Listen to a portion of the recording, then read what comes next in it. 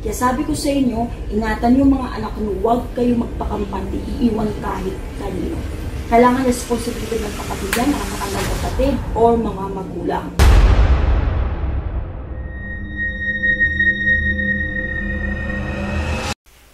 Hello po mga ka-PTV, sa video na ito tatalakayin natin ang hindi dapat baliwalain ng mga residente dito sa lugar na ito ayon sa mga visions ni Madam Rudy Balvin.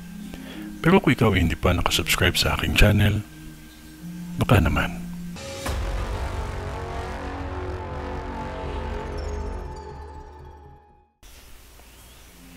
Nakikita ko sa vision ko ang panibagong sunog na mangyayari pa lamang sa lugar na ito.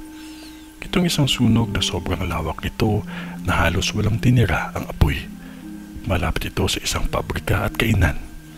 May nakakita pa akong palengke dito at bilihan ng gas.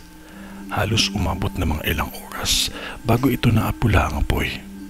May nakikita akong nasawi dito sa sunog na ito. Dalawang sunog ito. Ang isang sunog ay sa isang simbahan at ang pangalawa ay hindi kalayuan sa bakery. At ang isa ay nakikita ko hindi kalayuan sa laundry shop. May nakikita din akong tatlong sunog na mangyayari pa lamang. Mga residente dito maging maingat sa lahat ng bagay na magiging sanhi ng sunog.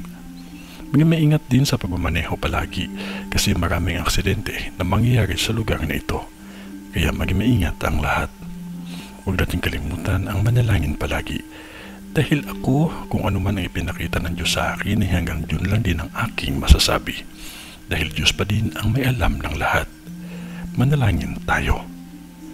Ito ay ang bisyon ni Madam sa Cavite.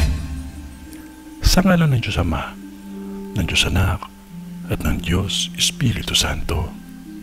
Amen.